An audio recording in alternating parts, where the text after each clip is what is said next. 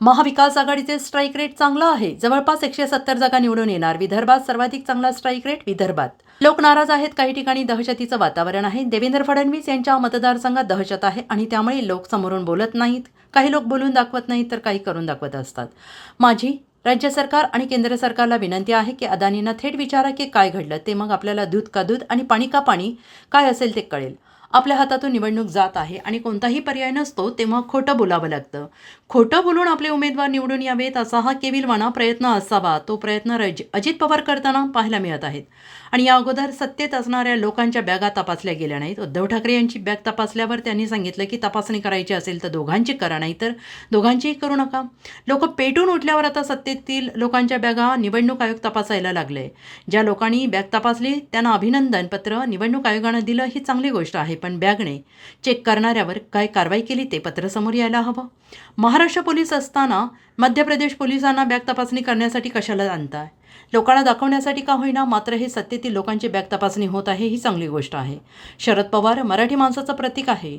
भाजपाने महाराष्ट्राचा कमी गुजरातचा जास्त विचार केला आहे. त्यामुळे आम्ही निश्चय केला आहे काही केलं तरी महाविकास आघाडीचे सरकार आणायचे आणि राज्याला विकासाचं एक नंबरचं राज्य बनवून दाखवायचं आहे.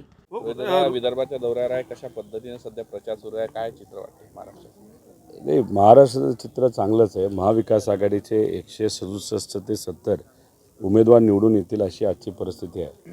विदर्भामध्ये तर स्ट्राईक रेट सगळ्यात चांगला असणार आहे.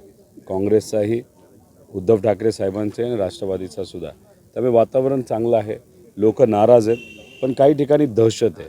जसं की देवेंद्र फडणवीस साहेबांच्या मतदारसंघामध्ये दहशत खूप मोठी आहे. त्यामुळे लोक बोलायला तयार नाही आणि लोक जेव्हा बोलत नाही तेव्हा खऱ्या अर्थाने मताच्या माध्यमातून करून दाखवतात. आज नागपूर शहरामध्ये आहे.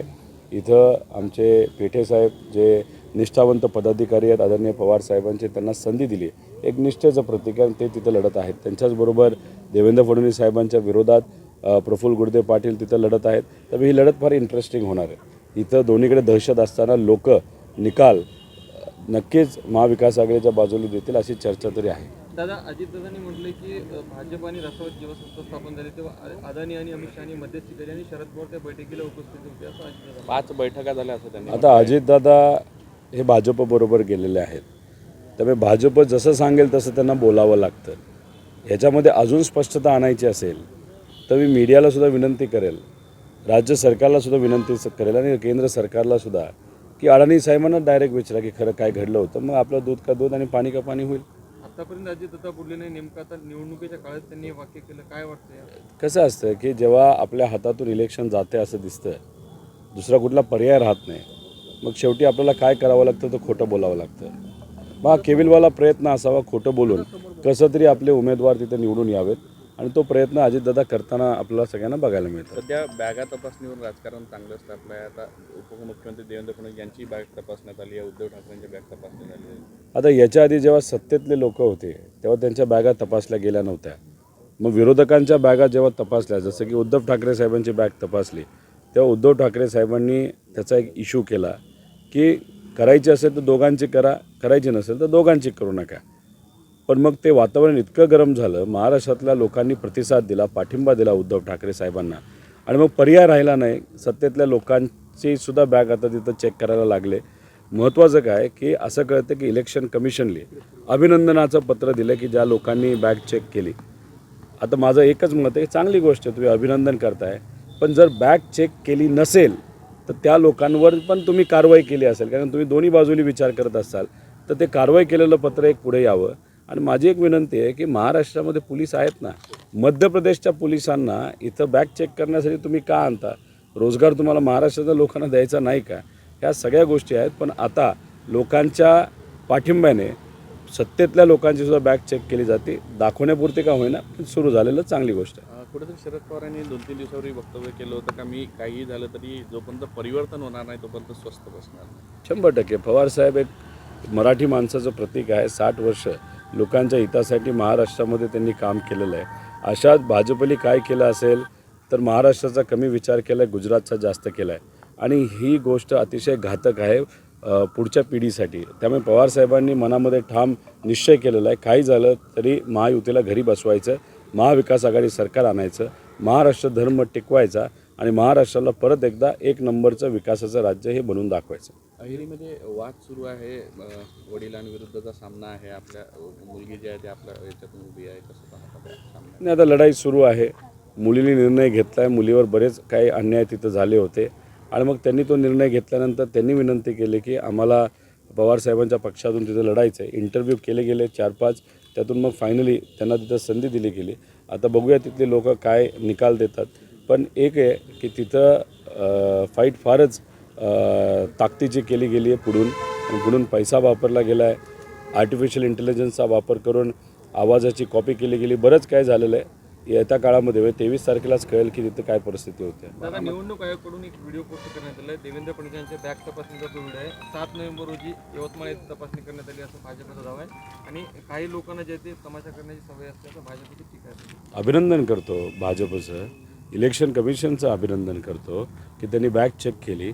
आता उद्धव ठाकरे साहेबांनी हा मुद्दा पुढे आणला, लोकांनी पाठिंबा दिला, लोकांमध्ये गदारोळ मोठ्या प्रमाणात व्हायला लागला आणि मग ह्या सगळ्या गोष्टी बघितल्यानंतर सत्तेतल्या लोकांनी इलेक्शन कमिशनला फोन केला असावा, दाखवण्यापुरतं का होईना आमचीसुद्धा बॅग तिथं चेक करावी. खरंच इलेक्शन कमिशन जर निपक्ष असतं तर मग याच्या आधी एकनाथ शिंदे साहेबांच्या बॅगा चेक केल्या असत्या, देवेंद्र फडणवीसांच्या केल्या असत्या, इतरही लोकांच्या केल्या असत्या.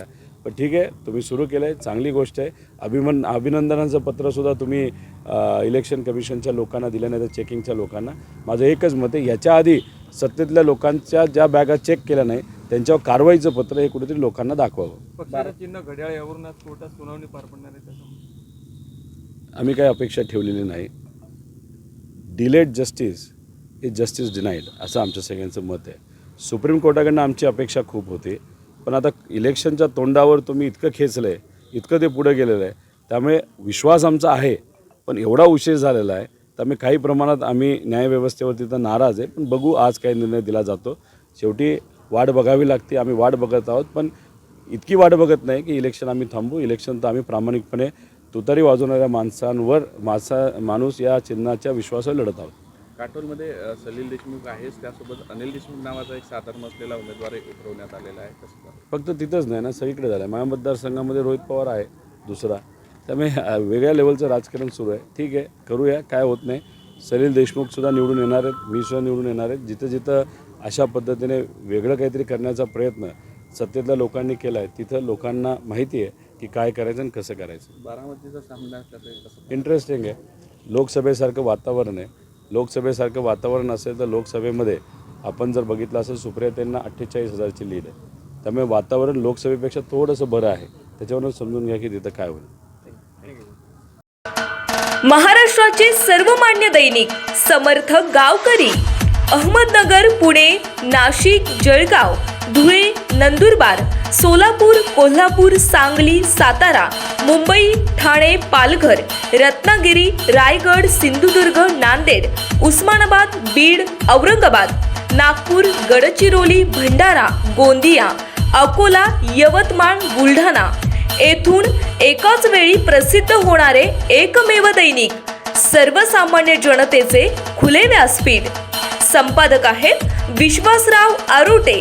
मोबाईल नंबर आहे 9423 38 85 08. दुसरा मोबाईल नंबर 9423 46 72 72. तिसरा मोबाईल नंबर 75 88 15 0001. वेबसाईट आहे sgavkari.com. मेल आय डी आहे akl gavkari@gmail.com.